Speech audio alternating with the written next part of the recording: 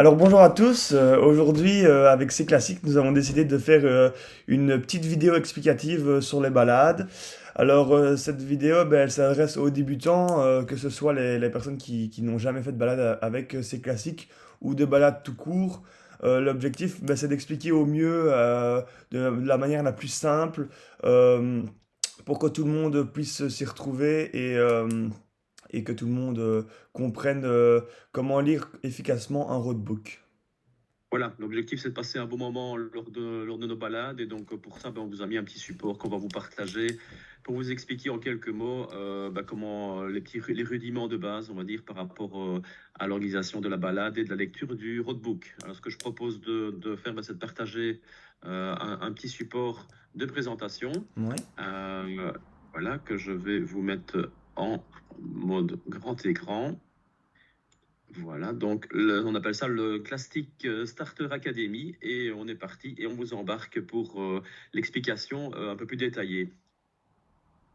Alors, ben voilà, bienvenue dans l'aventure, c'est classique. Ça démarre souvent par un rêve d'enfant à la réalité, hein. Quand on démarre dans le monde des voitures anciennes, Emilien, ben voilà, on démarre souvent avec, voilà, on a commencé à jouer avec des petites voitures quand on était petit, et puis on est devenu grand, et puis ben voilà, on a Les l'occasion voitures deviennent grandes et elles s'animent toutes seules, donc voilà, voilà. c'est Et donc, ben l'objectif. voilà, on a souvent l'occasion voilà, d'accueillir des nouveaux passionnés lors de nos balades.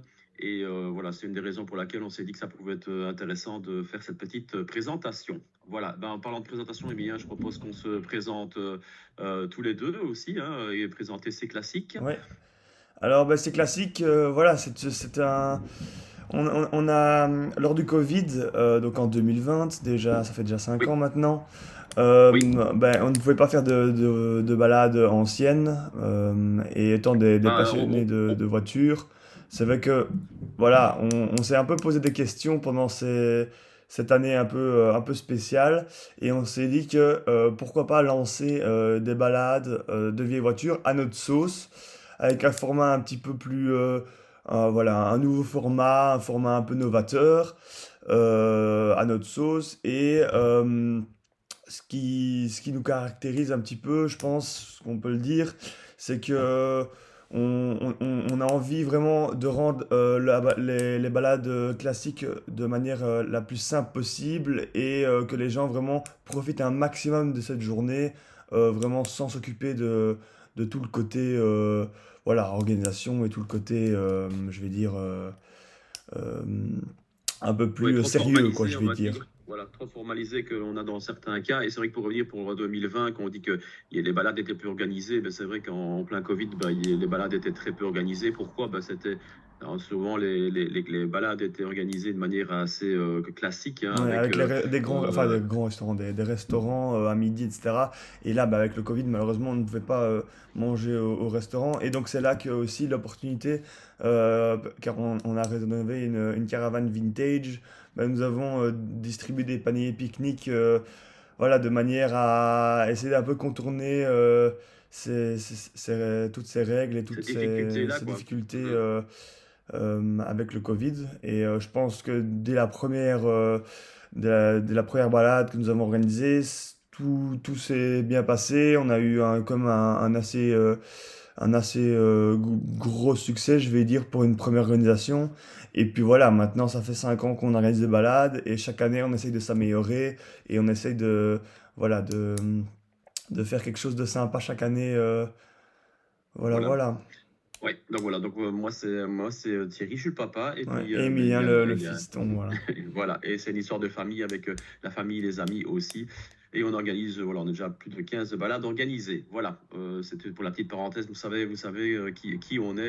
Et on organise des balades voilà, en Wallonie principalement pour l'instant. Ouais, voilà, mais Donc, après, oui, disons que pour l'instant, on a quand même fait beaucoup au niveau du Condro, un peu en SB aussi, etc. Mais voilà, on a plein de nouveautés qu'on va apporter au fur et à mesure du temps, et voilà, on a hâte de vous montrer tout ça. oui, super. Alors, une journée de balade avec ces classiques, ben, si on le met en quelques mots, ben, c'est des rencontres. Donc, Ouais, bah, l'idée, c'est voilà, c'est de partager des choses ensemble, des échanges, de la convivialité, et tout ça, comme l'a dit Emilie très justement juste avant, bah, sans prise de tête, avec voilà, des moments plaisir, hein. C'est c'est vraiment une vraiment journée pour l'objectif, vous, ouais. et ouais, c'est vraiment l'objectif. Donc, voilà. Vous vous Alors, occupez maintenant, une journée simplement type. de rouler et nous on s'occupe du reste, voilà. Voilà, exactement. Une journée type avec ces classiques, comment est-ce que ça se passe? Mais en général, on a accueil et petit déjeuner au matin. En général, on est sur un buffet petit déjeuner Ouais. bien sympathique. Et puis après, on enchaîne avec quoi, Emilien? Ben, on enchaîne avec la boucle matinale, hein. Et généralement, en fonction des balades que vous allez faire, ce sera entre 80 et une centaine de kilomètres. Donc Oui. voilà, vous Et, effectuez la balade en forme d'une boucle, tout simplement. Ensuite, on arrive vraiment à l'apéritif et la pause de midi. Alors à ce oui, moment-là, en l'occurrence, on revient au point de départ. Donc ici, c'est pour venir manger un petit bout, etc. Et alors, l'après-midi, on fait la boucle de l'après-midi, tout simplement. Et on revient encore une fois, après cette boucle-ci, au point de départ et à la fin de cette journée avec ses classiques. voilà, ça c'est la classique. Donc c'est le format circuit en forme de 8 habituellement qui est appliqué. Donc on démarre au point de départ, C'est on fait ça. une première boucle, on vient manger au point de départ, et on fait une deuxième boucle et on revient au point d'arrivée, qui est aussi le point de départ de la balade. Alors, on va rentrer ici par rapport plus spécifiquement au circuit de Jeuet, par Oui, exemple, ce voilà. qu'on Ouais. fait. Ben, ici, voilà, pour vous l'expliquer, ben, voilà, il y a des balades de 150 à 200 km dans ce cas-ci. Si on prend le cas de cette balade qu'on organise, bien, on a un circuit donc avec deux distances et une partie de parcours commun.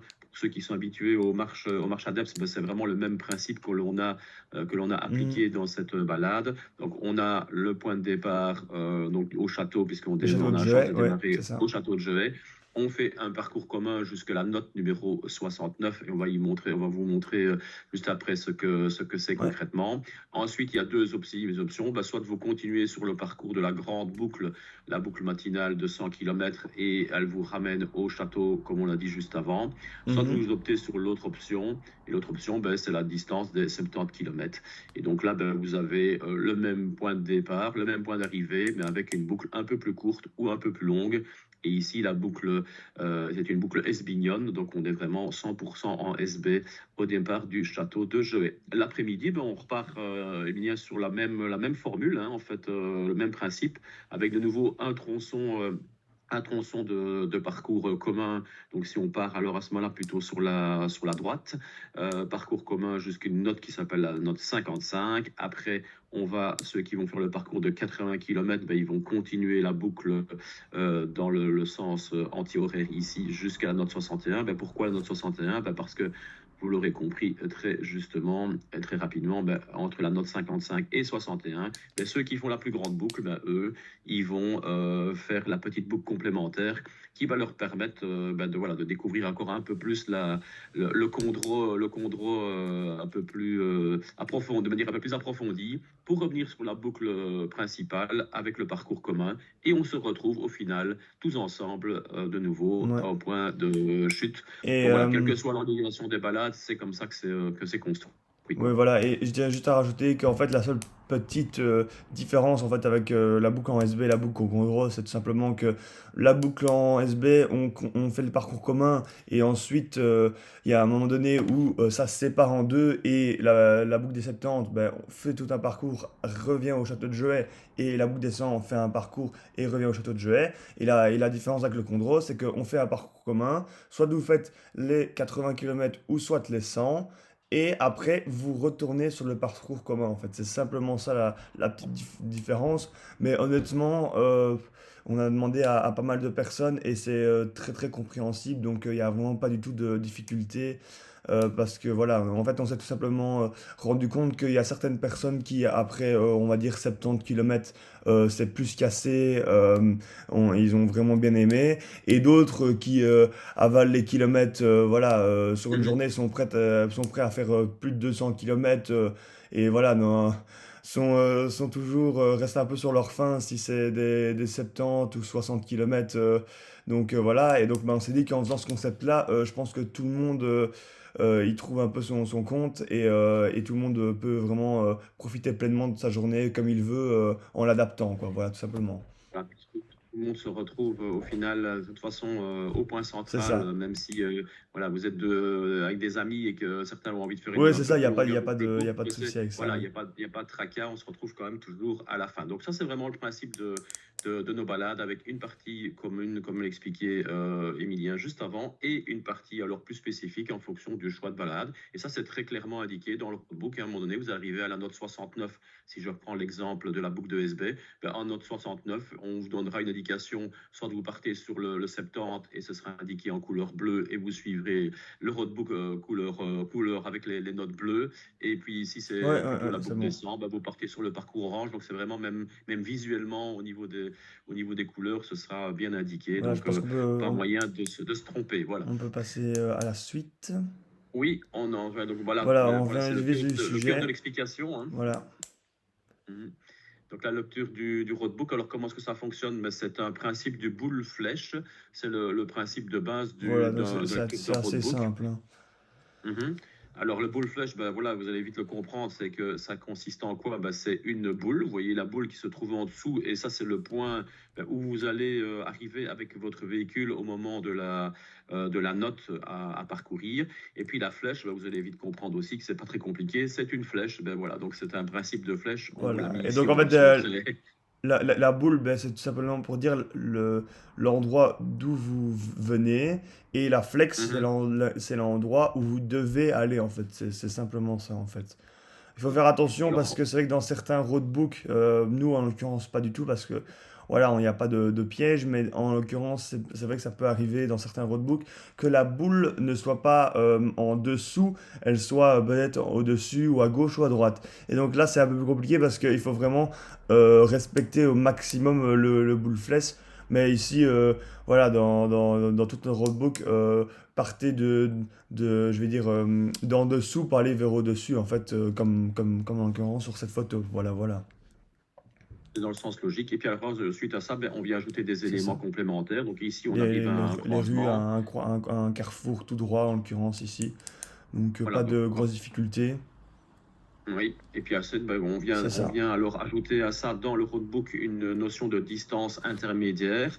Ouais. Donc ici, elle est calculée en kilomètres. Donc 1,66, ben, c'est 1 km 660. Donc ça veut dire quoi? Ben, quand vous aurez fait 1 km 660 par rapport à la note précédente, les notes allant de bas, de haut en bas, vous allez le Ouais, voir ouais. juste après, eh bien vous allez arriver à un croisement et au croisement, vous irez tout droit. Alors on ajoute des éléments complémentaires encore par rapport à cette notion de distance.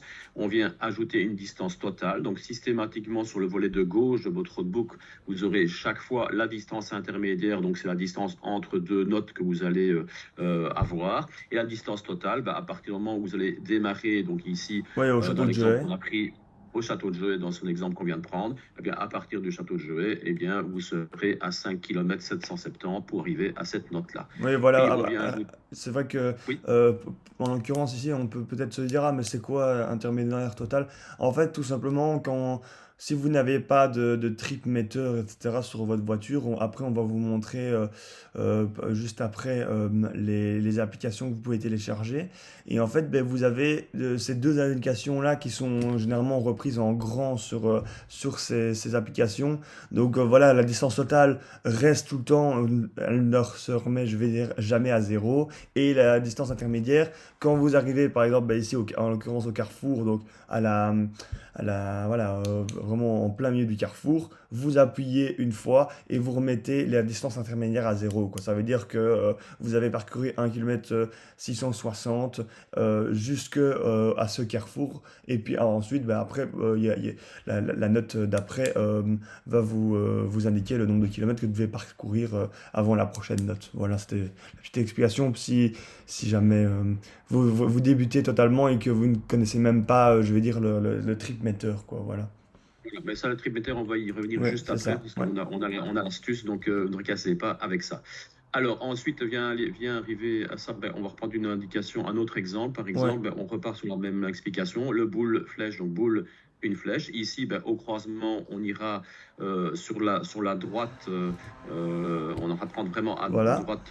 à droite toute, on va dire comme ça. Qu'est-ce qu'on peut avoir comme information? Alors ça, c'est sur l'explication du volet droite du roadbook. Donc le volet gauche, on a dit, c'est vraiment tout ce qui concerne les indications de distance. C'est ça. Le volet droit note des indications et des informations complémentaires. Qu'est-ce qu'on pourrait avoir? Ici, dans l'exemple, eh bien, on peut avoir une plaque d'indication qui indique que ben voilà, clavier, il faut prendre la direction clavier 4. Donc avec ça, ben évidemment, ça vous empêche de vous tromper. Et en information complémentaire, par exemple, ici, ben, on pourrait avoir Ouais. un château ou une église, un pont, enfin voilà, une indication complémentaire qui visuellement vous permet de vous retrouver facilement. Et ça, on les repassera en revue tout à l'heure. Mais voilà, ça, c'est clairement une note que vous pourriez avoir dans votre roadbook. Et donc ici, bien voilà, à la distance de 1 km 660, comme on l'a vu, si on reprend l'exemple de tout à l'heure, vous avez un croisement, vous prenez à droite et vous aurez le repère visuel du château en disant, bah, voilà, tant qu'on n'arrive pas au château, bah, forcément, c'est qu'on n'est pas encore arrivé au bon endroit. Voilà. Suite à ça, ben, encore un dernier exemple. Ici, ben, ce sera prendre à gauche à quelle indication? Ben, ah tiens, on peut avoir aussi des petits pointillés, donc ça veut dire que ce sont des chemins qui ne sont pas vraiment Chemin à terre, carrossables. quoi, voilà. Donc voilà, petits chemins de terre, Voilà. Ravel, ce genre de choses qu'on ne Un chemin prendra qui n'est pas. pas praticable en voiture, enfin, surtout en véhicule en 7, mais voilà, c'est simplement des indications encore en plus pour vraiment être sûr qu'on Voilà. arrive au bon endroit, quoi, voilà. Oui, ici vous allez avoir aussi, on vient d'ajouter dans l'information, ben, ici la partie, ben, c'est un cul-de-sac, donc on vous l'indique aussi Ouais, voilà. quand il y a un risque de se tromper. Vous pourriez avoir une plaque qui va la direction Perouet par exemple, et en information complémentaire, c'est aussi une petite astuce qu'on vous met à disposition, c'est que vous allez avoir une petite indication, ce que j'appelle, moi, vous êtes ici, hein, donc, et là, on vous donne vraiment carrément le nom de la rue qui est visible au niveau de la rue. Alors, elle est intéressante uniquement, je dirais, pour vous confirmer que vous êtes bien au bon endroit, ou dans le cas ça peut arriver, hein, d'une petite déviation qui serait sur le parcours, parce que voilà, on n'est Ouais, ouais, jamais à ouais, l'abri de quelque chose c'est vrai.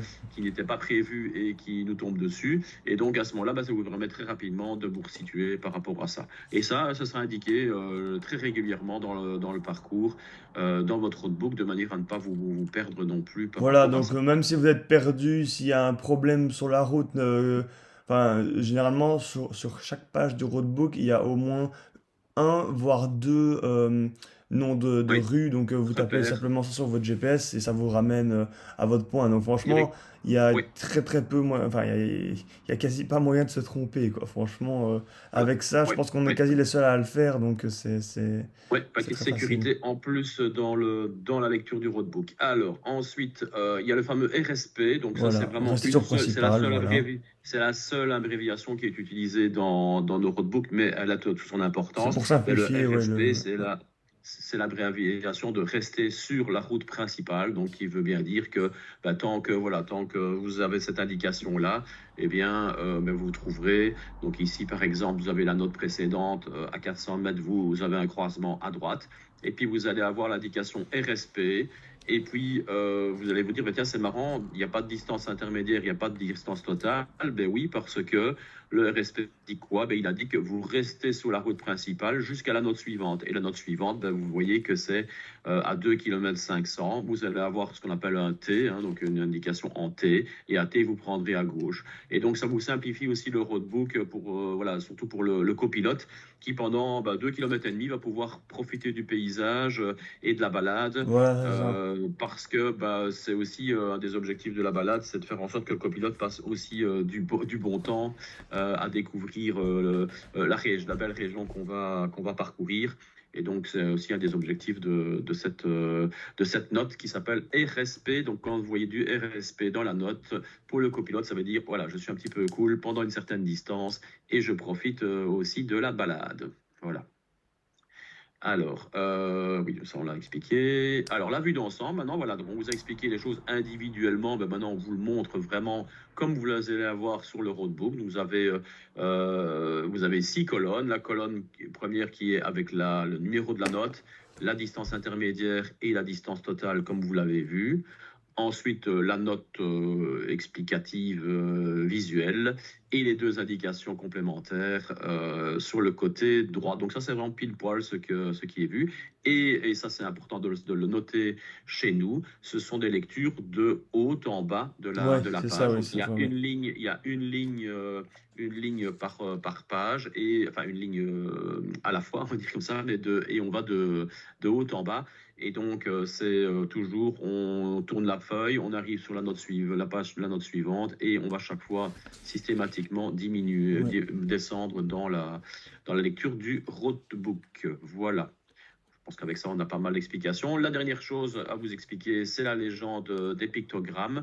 On va pas les passer tous en revue, mais voilà, vous Non, voyez voilà, mais que en fait, euh, c'est plus à titre d'information. Enfin, je veux dire, pas à part le RSP, ce sont des informations complémentaires voilà, qui peuvent vous aider déjà à retrouver enfin, je vais pas dire retrouver votre chemin, mais à confirmer que vous êtes sur la bonne direction, et aussi des informations de style casse-vitesse qui peuvent être importantes, parce que c'est vrai qu'il y en a certains casse-vitesse par exemple qui ne se voient pas bien si il y a un peu d'ombre, etc.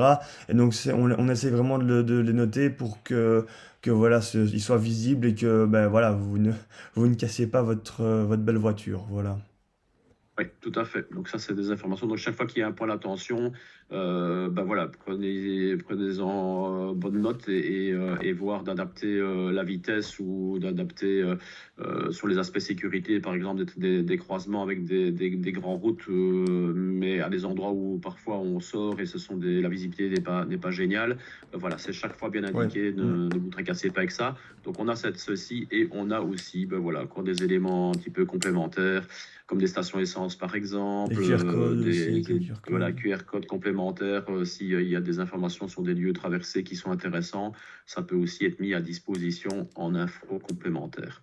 Voilà, je pense qu'on a plus ou moins tout expliqué sur le roadbook. Ouais. Maintenant, il reste à vous expliquer, et on vous a parlé tout à l'heure de tripmeter, etc. Donc, il faut savoir qu'à l'époque, il y a quelques années, et encore chez certaines personnes qui ont des véhicules de collection, eh bien, il y a possibilité d'installer ce qu'on appelle un tripmeter, donc qui est un Tripmeter, ouais, outil ouais, ouais. qui vient se mettre dans le véhicule, et qui vient se relier vraiment à la roue avant du véhicule, de manière à calculer les distances. Maintenant, c'est un système qui est assez onéreux, Ouais, faut clairement. être clair. Et donc, quand on démarre dans le monde de balade, ben, voilà, je connais peu qui ont la chance de l'avoir. Et donc, nous, on a trouvé des alternatives qu'on utilise, nous d'ailleurs, Ouais, systématiquement. pour Donc, faire les tous reconnaissances, les ouais. tracés que l'on vous propose sont chaque fois calculés, non pas avec un tripmeter, mais avec ces deux applications-là. Alors, on a Ouais. pas mal cherché, et d'une fois à l'autre, Ça peut on doit varier parce que, évoluer, oui, parce que oui. voilà, Pour l'instant, elles sont on essaie gratuites. de vous trouver des versions. Voilà, on essaie de vous trouver chaque fois des applications qui sont gratuites, qui sont Fonctionne. fiables. Ouais. Et donc, on en a deux qu'on vous conseille de mettre en fonction, évidemment, du type de smartphone que vous avez. Ouais. Donc, si vous êtes sur Android, ça s'appelle GPS Trip 3.0. Vous allez voir, c'est une application gratuite qui est mise à disposition. Et comme le dit Emilien tout à l'heure, l'a expliqué, ben, en fait, systématiquement, vous avez un bouton. Dès que vous allez lancer l'application, il va se mettre à zéro. Voilà. Vous allez pouvoir démarrer. Il va y avoir un bouton qui s'appelle Initier qui apparaît. Vous appuyez sur Initier. À ce moment-là, ça veut dire que bah, il démarre le calcul de distance. Et chaque fois que vous allez trouver un croisement, vous avez un bouton Reset. Vous cliquez dessus, et à chaque Ça sort un croisement, ben, le zéro à chaque bouton. distance intermédiaire, ouais, voilà. C'est Voilà. assez Donc ça vous simple. Je pense que, en fait, ben là, vous pouvez voir l'application, comment, plus ou moins, comment elle se compose. Maintenant, honnêtement, les deux informations les plus importantes, en fait, ben, c'est la distance intermédiaire et la distance totale, en fait. Le reste n'est pas Oui. forcément très important pour nos balades. Donc voilà, gardez vraiment en tête juste ces deux distances, et le reste du temps, voilà, c'est très simple. Vous n'allez pas vous perdre dans ces applications-là. Non, généralement, c'est assez simple. Voilà. Oui, il y a pas 50 options, c'est juste cet écran-là, et on appuie dessus. On a le même principe qu'on utilise aussi, mais alors avec donc la distance intermédiaire, Voilà, distance c'est ça, ouais, totale ouais, ouais. et le bouton reset évidemment. Et quand on est sur Sur iOS, sur iPhone, Apple, voilà, c'est ça. Alors là, mhm, c'est juste une application qui s'appelle KCC TripMeter. Voilà, l'application fonctionne très bien. Je l'ai moi-même testé parce que j'ai un iPhone, donc on le teste pour chaque balade. Juste petite parenthèse, enfin petite parenthèse, petite explication pour être bien sûr que l'application fonctionne. Faites attention de mettre l'application en kilomètres. Pourquoi je dis ça? Parce que en fait, l'application est une application qui vient des États-Unis et en fait, elle se met par défaut en miles. Et donc, si vous ne changez pas cette option-là, ben, vous allez vous rendre compte que il y a il y a un décalage avec les kilomètres de notre roadbook. Donc, vous avez juste à installer l'application et quand vous ouvrez l'application, vous avez un petit je pense que c'est deux petits points, vous cochez dessus, mais vraiment en haut à droite, vous avez un petit truc pour changer les réglages, c'est assez simple, et vous cochez juste kilomètres à la place de miles.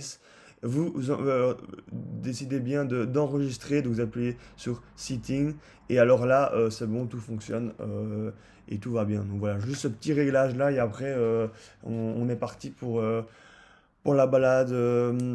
C'est classique, voilà, voilà. ok, donc voilà, Emilien, comme il vient d'expliquer, l'option bien C'est cela, kilomètres ouais. au lieu de miles, parce qu'on a eu certains participants à la balade précédemment qui nous ont dit, ben, en fait, c'est pas juste votre application, mais voilà, on a vite corrigé le tir. Voilà, en mettant bien l'option kilomètres, c'est mieux Oui, je viens adapté. de Ok, vérifier. Donc voilà, vous allez dans l'application, tout ça, tout simplement. Vous allez en haut à gauche dans Setting. Et vous avez donc dans les units, c'est mis normalement en miles. Vous appuyez sur kilomètres et vous appuyez sur save. Et puis après, c'est aussi simple que ça. Voilà, voilà, c'était juste pour la petite information. ok. Ouais. Et Donc est-ce que, voilà. Emilien, pour information complémentaire, est-ce qu'on doit le remettre à chaque fois ou est-ce que quand tu l'utilises d'une fois à Non, l'autre, est-ce non, que... ça se remet, ça Non? s'est mis. Quand vous Ah, ok, appuyez sur ok, save, c'est bon d'accord. après. Donc chaque fois que tu relances Euh, l'application, c'est bon, ouais, quoi, ça après. se met, Ok, ça se donc c'est met. la De première, toute façon c'est la première. vous allez vite le voir parce il est pas marqué mile, enfin, il sera marqué kilomètre à la place de miles, quoi. Vous savez d'office D'accord. vérifier si vous êtes dans le bon, voilà. Ok, donc si je résume, on le modifie lors de la première utilisation et Ah, après, après, c'est bon. Après, c'est théoriquement, bon. on est bon. C'est D'accord. ça. Voilà, Alors, voilà. information complémentaire, on crée aussi des Oui, groupes WhatsApp en fonction de cette systématiquement balade, voilà, ouais. de chaque balade. Alors ici, on a Si pris jamais il y a un l'exemple problème, de oui, nouveau c'est une petite de information. Joël. Donc il y a un groupe voilà, que l'on crée et avec ça, ben, systématiquement, les personnes en temps réel, si jamais il y a des informations, des changements à effectuer, etc. Lors de la balade, eh bien, ben, on le sait comme ça. Là, ça nous est arrivé l'année passée, petite anecdote, mais je la partage parce que c'est quand même vraiment, on était vraiment perdu au milieu de la campagne. Et il n'y avait pas du tout voilà, il y avait pas de village ni rien. Et à un moment donné, au milieu d'un croisement, en plein milieu de la campagne, il y avait une course de caisse à savon qui était pas du tout répertoriée nulle part. Moi, j'avais Ouais, contacté on les en a fait communes, plusieurs fois, personne on m'en n'a pas avait vu. parlé. Et donc, voilà, donc les gens se sont retrouvés avec ça. Et donc, évidemment, le premier qui est arrivé là-bas, et notre voiture ouvrière, alors, évidemment, a mis sur le groupe WhatsApp la petite déviation. Voilà, il y avait deux rues à modifier dans le parcours. Et comme ça, en temps réel, les personnes reçoivent l'information. Et puis, on a aussi la chance d'avoir, lors de la plupart de nos balades, un Ouais, reporter photo, mais aussi drone qui nous accompagne régulièrement et donc il vient aussi poster des choses. Alors les drones peut-être moins en temps réel, mais les photos aussi on les voilà. partage et donc on a pas mal de participants qui échangent. Et Voilà, c'est aussi, de nouveau n'hésitez pas l'esprit. aussi à partager après votre balade les photos et les vidéos que vous avez pu faire lors de la balade pour partager un petit peu et pour voilà pour nous montrer vos belles réalisations. Voilà, voilà. Alors oui, donc Voilà, on a aussi un petit cadeau de bienvenue pour les personnes qui débutent les balades, c'est classique. Donc c'est un porte-roadbook, un porte-document en fait, où vous allez tout simplement pouvoir mettre votre roadbook qui sera distribué. Donc voilà, et ensuite vous recevez aussi un petit bic pour pouvoir annoter le Le roadbook. Donc parcours. voilà. Mhm. Oui, voilà, donc c'est le petit Ouais, support pratique, le petit cadeau de bienvenue dans la dans la communauté C'est famille, Classique. c'est classique, voilà. Ouais, et comme ça, avec ça, vous êtes vraiment paré pour pouvoir démarrer l'aventure dans les super bonnes conditions. Ben voilà, je pense on a fait le tour, on Oui, a fait le tour de l'ensemble. S'il y a encore des questions, n'hésitez pas. On vous est pouvez avec l'équipe répondre toujours à voilà, on est disposition. là, si vous n'hésitez pas en commentaire ou simplement, voilà, si vous faites les balades, c'est classique, en venant près de nous, on est toujours là lors des événements pour répondre à n'importe quelle question. Oui, Donc voilà, à disposition avant, pendant et après. c'est ça. Donc, on vous souhaite en tout cas une agréable balade avec ces classiques. On espère que ça vous Et plaira. voilà, on fait tout pour, en tout cas. Donc, c'est un vrai plaisir de pouvoir partager ces moments-là avec vous, moments de qualité, évidemment, et vraiment de passer un agréable moment ensemble. Et donc, bah voilà, n'hésitez pas à nous suivre aussi sur les différents réseaux, Réseau, oui. Emilien. Mhm. Instagram, Facebook, YouTube. On a aussi notre site internet où vous pouvez vous inscrire à nos prochaines balades. Et donc Oui. voilà, je pense qu'avec tout ça, vous pouvez nous retrouver et on se rejoint très vite pour de prochaines aventures. On espère que ce concept vous plaira et qu'il répondra un maximum à toutes les questions que vous pouvez vous poser lors d'une première balade avec ces classiques. Voilà, voilà. Voilà, donc on vous souhaite une agréable balade et à très bientôt. À très bientôt!